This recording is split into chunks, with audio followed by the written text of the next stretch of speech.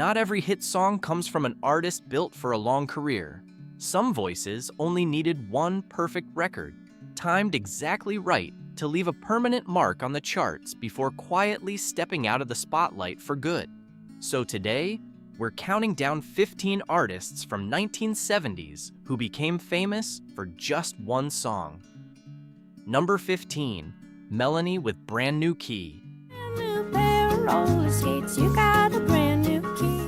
Melanie Safka had already built a modest but devoted following on the folk circuit and had famously performed at the original Woodstock Festival back in 1969, before this quirky, roller skating-themed novelty tune became her only true crossover smash, reaching number 1 on the Billboard Hot 100 in December 1971. Written in a single afternoon almost as a lark, the song's playful lyrics about roller skates and bicycles led some listeners at the time to read far more suggestive meaning into the lines than Melanie herself has ever said she intended, though she has consistently maintained across decades of interviews that the song was simply meant as lighthearted, innocent fun rather than anything more complicated. I rode my bicycle past your window last night. The single sold over 3 million copies and became one of the biggest hits of the year. But despite a lengthy recording career that continued for decades afterward, Melanie never came close to matching its commercial success again. Melanie had actually been signed to a small independent label called Neighborhood Records, which she co-founded together with her husband and producer, Peter Shekerick, specifically to give herself far more creative control over her own recordings, a fairly unusual and forward-thinking arrangement for an artist at that particular stage of her career in the early 1970s. She continued writing and performing well into her later years, respected within folk circles even as the general public mostly remembered her for this one novelty hit. We should get together and try them all to see. Number 14, Gilbert O'Sullivan with Alone Again, Naturally. Alone again, naturally. Irish singer-songwriter Raymond O'Sullivan, performing under the deliberately old-fashioned stage name Gilbert O'Sullivan, released this melancholy ballad about heartbreak and abandonment in 1972, and it climbed all the way to number 1 on the Billboard Hot 100 that summer, remaining there for 6 consecutive weeks. The song's frank lyrics touching on contemplating suicide after being left standing at the altar were unusually dark subject matter for mainstream pop radio at the time. Yet the gentle piano arrangement paired with O'Sullivan's understated, almost conversational vocal delivery helped it become one of the best-selling singles of the entire year. A little while from now, if I'm not feeling any less sound. He did manage a couple of smaller follow-up hits in the years afterward, including Claire, but nothing else in his catalog ever came close to the commercial impact of this single song.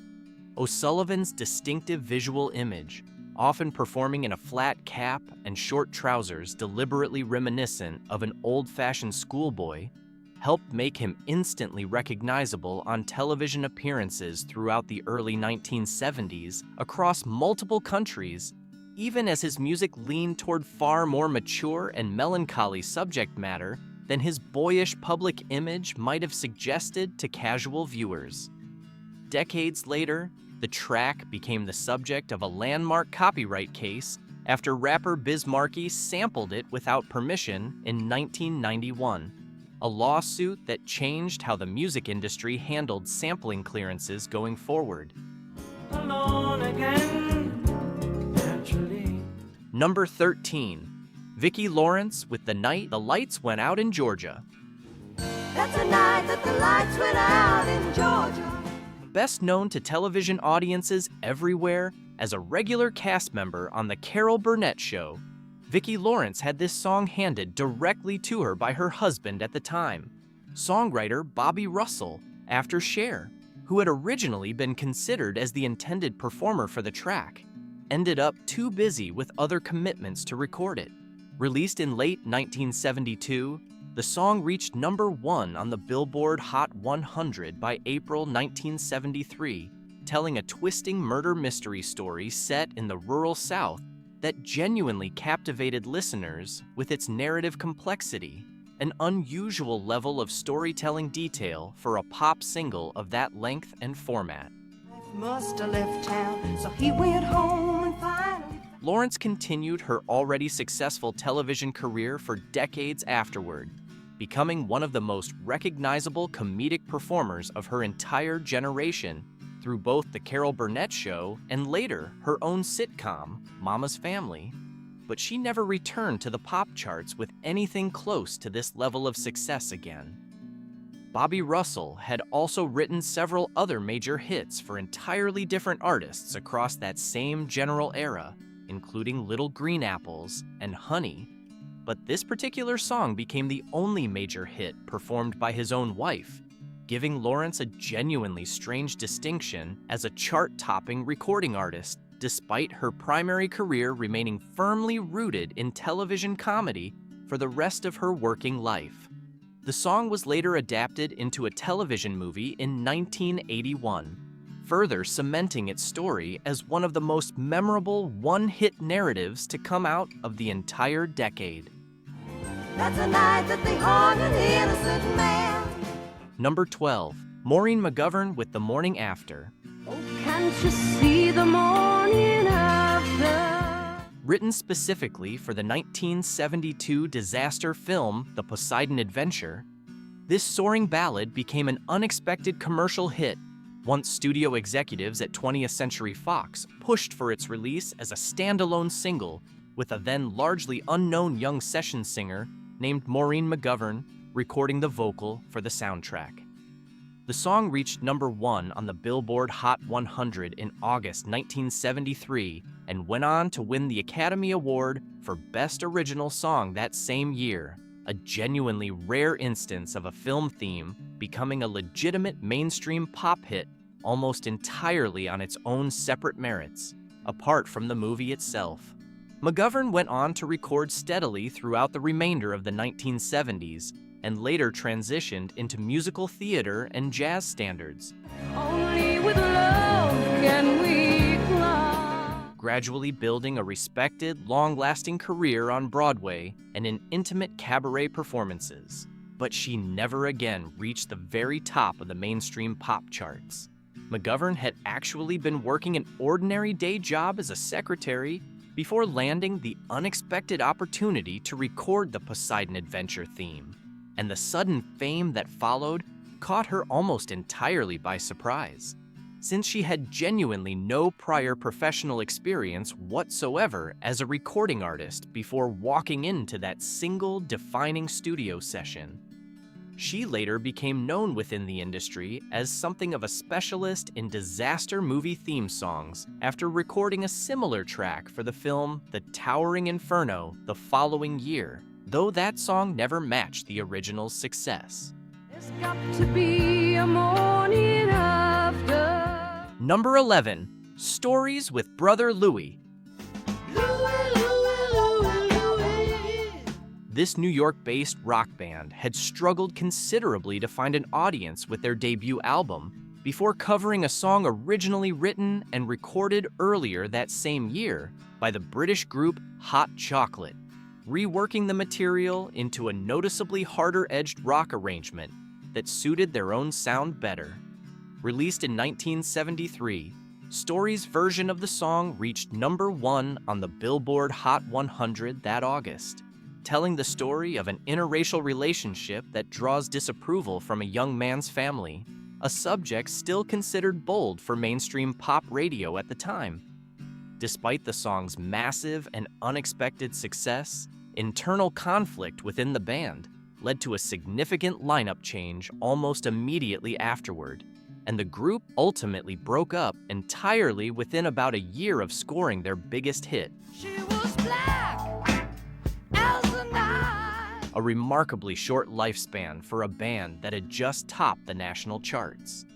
The original Hot Chocolate version of the song, released just a few months earlier across the United Kingdom, told the same basic story from a somewhat different musical angle and never actually charted in the United States at all, leaving the door wide open for Story's harder, more rock-oriented interpretation to become the definitive American version that most listeners here still remember today. Lead singer Ian Lloyd went on to a modest solo career afterward, but nothing he recorded came anywhere close to replicating the commercial impact of that single song. Number 10, Terry Jacks with Seasons in the Sun. Adapted from a much darker 1961 French song by Jacques Brel called Le Moribond, this English-language version, translated by poet Rod McEwen, had already been recorded by other artists before Terry Jacks took his own turn at it in 1973. After the Beach Boys, who Jacks had originally hoped would record the song themselves, left an attempt unfinished, Jacks rewrote several of the verses and released his own version, which reached number 1 on the Billboard Hot 100 in March 1974.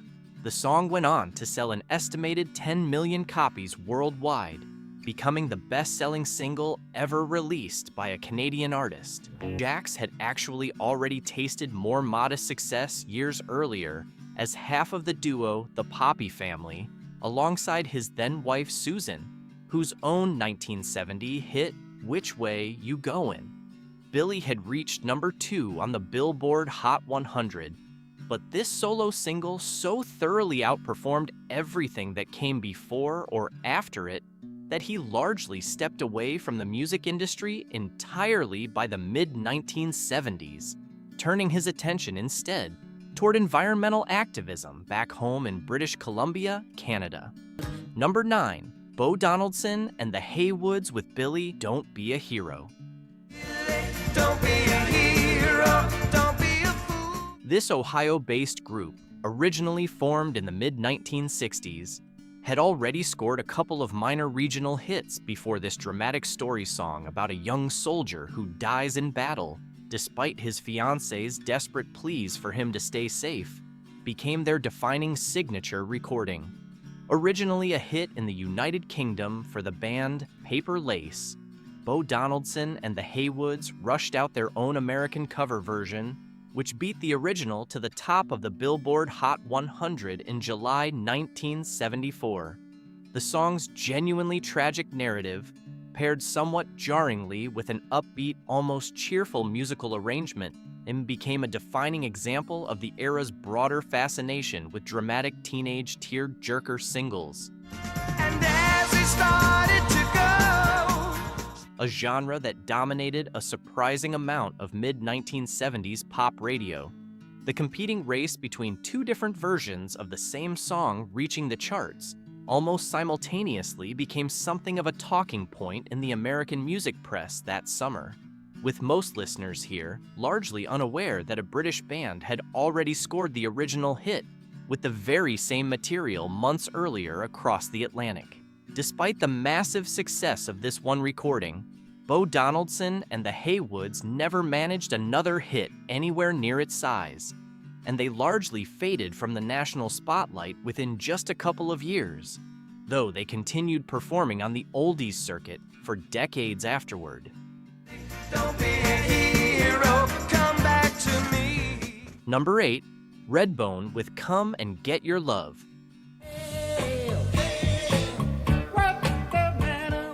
Formed by two Native American brothers, Pat and Lolly Vegas, this Los Angeles-based rock band had already built a loyal regional following, performing their own distinctive blend of rock, funk, and traditional indigenous influences before this song became their only major national hit, eventually reaching number 5 on the Billboard Hot 100 in 1974. The band was especially notable for incorporating elements of their Yaqui and Shoshone heritage directly into their stage performances, and had already scored a more modest earlier hit with the explicitly political Witch Queen of New Orleans. But neither that earlier song, nor anything else that followed it, ever came close to matching this single's massive crossover success. Come and get your love. The Vegas brothers had actually started out playing session guitar for other artists throughout the 1960s, including work behind several well-known acts of the era, before forming Redbone, and they insisted from the start on writing and performing original material that reflected their own heritage, rather than simply following typical industry trends of the moment. The song experienced a massive resurgence in popularity decades later, after being featured prominently in the 2014 blockbuster film Guardians of the Galaxy, introducing an entirely new generation of listeners to a band many of them had never previously heard of before that placement. Number 7. Andrea True Connection with More, More, More. Andrea True had built an earlier career as an adult film actress before turning her attention to disco music, recording this song in 1976, while working in Jamaica during a period when American currency transfers out of the country were tightly restricted, reportedly leading her producer to spend his available funds recording a hit single instead of simply returning home empty-handed with nothing to show for the trip. The song reached number 4 on the Billboard Hot 100 that fall and quickly became one of the definitive disco anthems of the mid-1970s, driven almost entirely by True's breathy, seductive vocal delivery layered over a steady, hypnotic dance beat. Despite the song's massive club and radio success across multiple continents, True never had another hit anywhere close to approaching its commercial impact, and she eventually stepped back from her music career entirely by the early 1980s to pursue other interests. True later spoke openly in interviews about the strange, almost accidental circumstances surrounding the song's creation, acknowledging that the improvised, low-budget recording session put together quickly in Jamaica never could have predicted the massive commercial success that followed within just a matter of months. The song has continued to endure through commercials, films, and television placements over the decades, keeping True's single hit in regular rotation long after most of her contemporaries had been largely forgotten.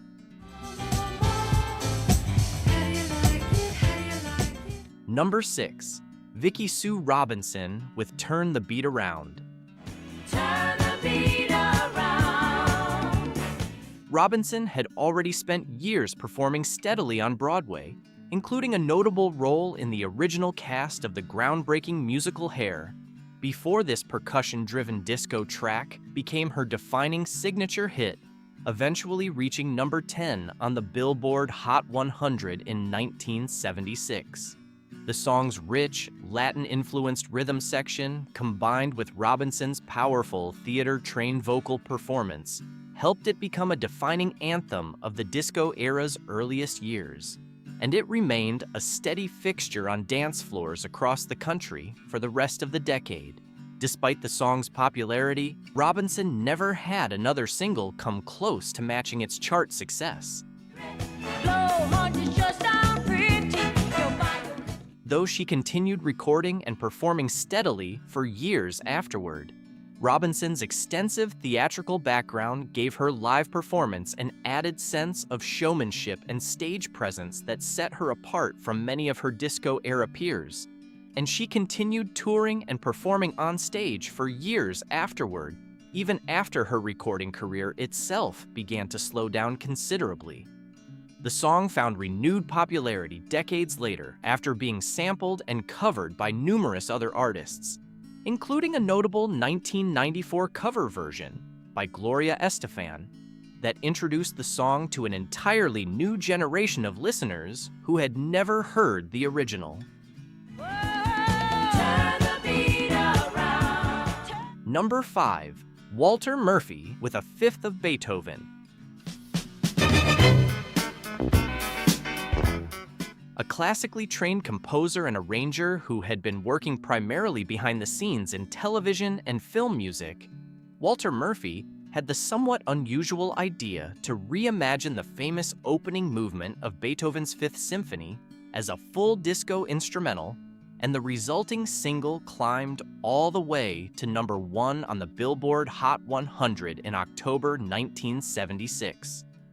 The song's unlikely fusion of 18th century classical composition and thoroughly modern disco production became one of the most recognizable instrumentals of the entire decade, later gaining an even wider audience after being featured prominently on the soundtrack to the massively popular 1977 film Saturday Night Fever. The single sold over 1 million copies nationwide and helped introduce an entirely new generation of listeners to classical music almost by accident, even if most of them had no idea the melody they were dancing to had actually been written nearly 2 centuries earlier by a composer who never could have imagined disco music existing, let alone his own symphony soundtracking it. Despite the song's massive success, Murphy never again reached the top of the pop charts, though he continued working steadily as a composer for television and film for the remainder of his career, eventually becoming particularly well known decades later for his work scoring music for the animated series Family Guy. Number 4, Debby Boone with You Light Up My Life. The daughter of veteran singer Pat Boone, Debby Boone recorded this soaring ballad written specifically for a film of the same name, and it went on to spend an astonishing 10 consecutive weeks at number 1 on the Billboard Hot 100 beginning in October 1977. At the time, the longest single run atop the chart in the entire history of the Hot 100.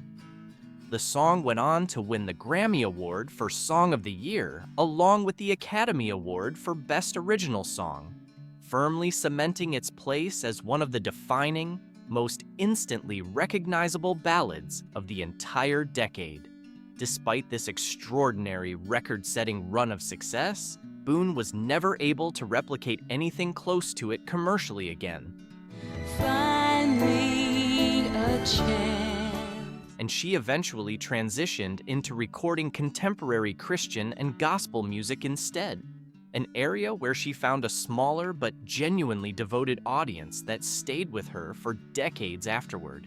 Boone was only 21 years old when the song hit number 1 that October, and the sudden, overwhelming scale of her success placed considerable pressure on her to follow it up with something equally massive, a challenge she has said in later interviews she never fully expected to face so early in her career, especially given her already famous family name and the built-in expectations that came along with it. The song's 10-week reign at number 1 stood as a record for years before eventually being surpassed by later hits in subsequent decades. Light up my life. Number 3, Exile with Kiss You All Over. I wanna kiss you all over. This Kentucky-based rock band had spent years touring small clubs and recording without any real major national success, before this smooth, soulful single, produced by veteran hit-making team Mike Chapman and Nicky Chinn, became their sudden breakthrough hit, reaching number 1 on the Billboard Hot 100 in September 1978. The song spent 4 full weeks parked at the very top of the chart and became one of the best-selling singles of the entire year. A genuinely remarkable turnaround for a band that had struggled for years through repeated lineup changes and one commercial disappointment after another. Despite the massive success of this one single, Exile never returned to the pop charts with anything close to the same level of impact again. You can see it in my eyes, I can feel it in your touch. Though the band eventually reinvented itself entirely in the following decade, finding a genuine second career and an impressive string of number 1 hits on the country charts instead, proving that even after fading from pop stardom, some artists could still find a completely different path back to success, by reinventing their sound entirely for a different audience. Producers Chapman and Chin, who also worked around that same period with acts like Blondie and Suzi Quatro, were widely credited within the industry with helping shape the polished, radio-ready sound that made the original Exile single such an immediate, unlikely crossover hit for a band that had previously struggled for years. I wanna kiss you all over. Number 2, Player with Baby Come Back. Spending all my nights, all my money going. This Los Angeles-based rock band, formed by a mix of British and American musicians who had previously worked as session players backing up other, more established artists, released this smooth, soft rock single in late 1977, and it climbed steadily to number 1 on the Billboard Hot 100 by February 1978. The song's polished, radio-friendly production and heartfelt lyrics about pleading desperately for a lost love to return helped it become one of the defining soft rock hits of that entire era, staying comfortably at the top of the chart for 3 consecutive weeks. Despite this sudden breakthrough success, Player never managed another single that came anywhere close to matching the song's overall commercial impact. Baby, come back. And the band's lineup shifted considerably in the years that immediately followed as they struggled unsuccessfully to build on their initial momentum. Several of Player's individual members had previously worked as respected session musicians backing other artists before forming the band together, bringing a considerable level of studio polish and technical skill to their sound that helped the single stand out clearly on crowded late 1970s radio playlists. The song has remained a steady presence on adult contemporary and classic rock radio stations for decades since, ensuring that even casual listeners today still recognize the band's name for this one song alone, even if they couldn't name another single track from their catalog. Something in everything about you. Number 1, A Taste of Honey with Boogie Oogie Oogie. Formed in Los Angeles by bassist Janice Marie Johnson and guitarist Hazel Payne, this disco and funk group released this infectious, high-energy dance single in 1978, and it climbed all the way to number 1 on the Billboard Hot 100 that September, eventually earning the group the prestigious Grammy Award for Best New Artist that same year. The song's driving, instantly memorable bass line and playful call and response vocal hooks made it an instant dance floor staple, helping it become one of the best-selling singles of the entire disco era at its commercial peak. Despite this major commercial breakthrough, A Taste of Honey never returned to the very top of the pop charts with any of their subsequent follow-up singles. Get on up on the floor. And the band's lineup changed considerably in the years that followed, as disco's overall mainstream popularity gradually began to fade heading into the next decade. Johnson and Payne had actually first met while performing together on the Los Angeles nightclub circuit years earlier, gradually building the group's sound and local reputation before its sudden breakthrough hit introduced them to a genuine national audience almost overnight, catching even the band members somewhat by surprise.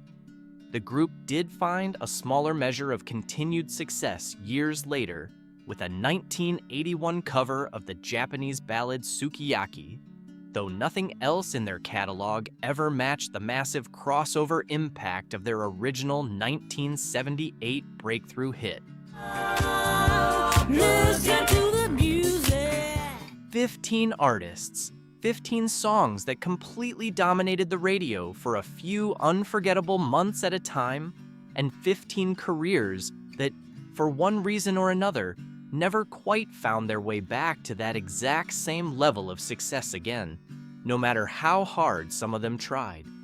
It's a reminder that sometimes all it really takes is one perfect song, written and recorded at exactly the right moment, to leave a genuinely permanent mark on music history, regardless of what happens to an artist's career afterward.